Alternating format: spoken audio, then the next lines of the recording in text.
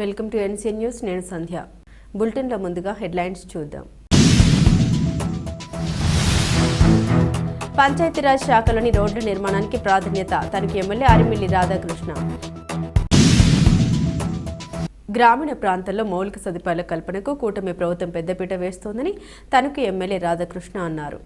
తణుకు మండలం వేల్పూరు గ్రామంలో తణుకు నియోజకవర్గానికి మహాత్మా గాంధీ జాతీయ గ్రామీణ ఉపాధి హామీ పథకం ద్వారా మంజూరైన 6.80 కోట్ల రూపాయల వ్యయంతో చేపట్టిన అభివృద్ధి పనులకు ఆయన శ్రీకారం చుట్టారు. ఈ సందర్భంగా ఎమ్మెల్యే రాధాకృష్ణ మాట్లాడుతూ పంచాయతీరాజ్ శాఖ మంత్రి పవన్ కళ్యాణ్ బాధ్యతలు స్వీకరించిన తర్వాత పంచాయతీరాజ్ పరిధిలోని రోడ్ల నిర్మాణానికి అత్యధిక ప్రాధాన్యత ఇస్తున్నట్లు వెల్లడించారు. రాష్ట్రంలో దాదాపు అన్ని గ్రామాల్లో సుమారు 13,000 గ్రామ సభలు నిర్వహించి ఒక రికార్డు సృష్టించి ఆయా గ్రామాల్లో ఉన్న అవసరాలు మౌలిక సదుపాయాలను గుర్తించి దశల వారీగా అభివృద్ధి కార్యక్రమాలు చేయడానికి ప్రణాళిక సిద్ధం చేసినట్టు తెలిపారు.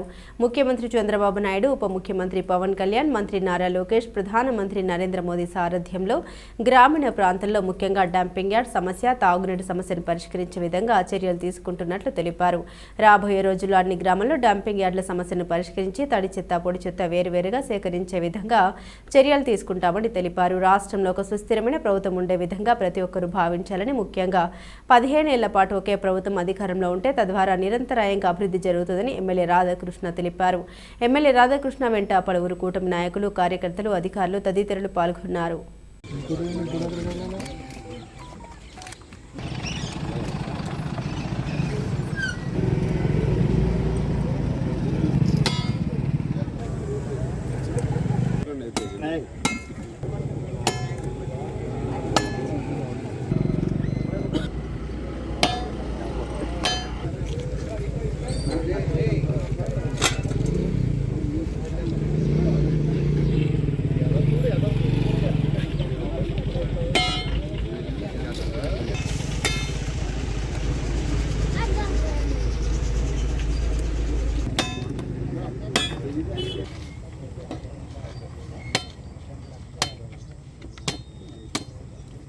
మా వాడు తెలివైన నాయకుడు.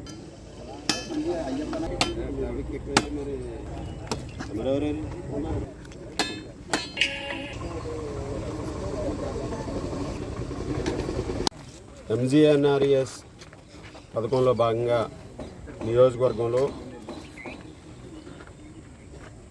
6,80,00,000 రూపాయలతో పలు అభివృద్ధి కార్యక్రమాలను చేపట్టడం జరిగింది. వివిధ గ్రామాల్లో ముఖ్యంగా గౌరవ ఉప ముఖ్యమంత్రి వర్యులు పవన్ కళ్యాణ్ గారు పంచాయతీరాజ్ గ్రామీణ శాఖ మంత్రులుగా ఈరోజు గ్రామాల్లో మౌలిక సదుపాయాలు కల్పించడానికి పెద్దపీట వేయడం జరుగుతుంది.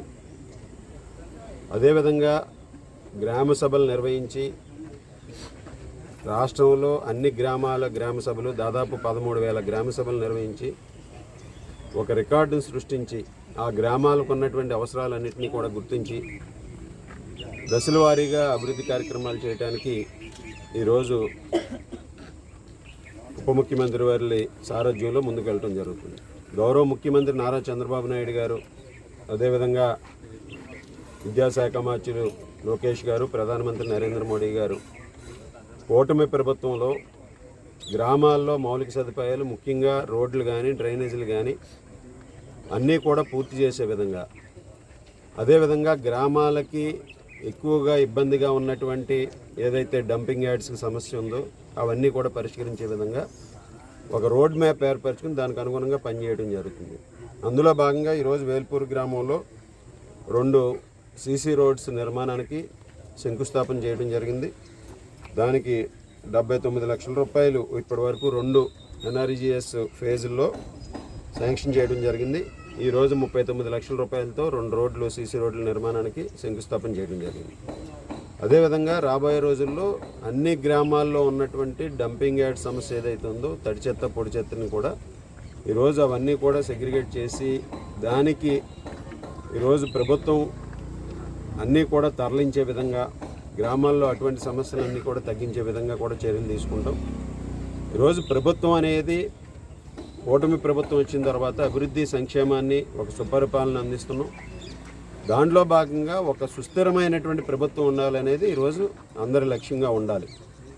ఒక 10-15 సంవత్సరాలు ప్రభుత్వం అధికారంలో ఉంటే కంటిన్యూటీ వలన నిరంతరాయంగా అభివృద్ధి జరుగుతుంది. సో ఆ విధంగా ఈరోజు ముఖ్యమంత్రి చంద్రబాబు నాయుడు గారు కానీ పవన్ కళ్యాణ్ గారు కానీ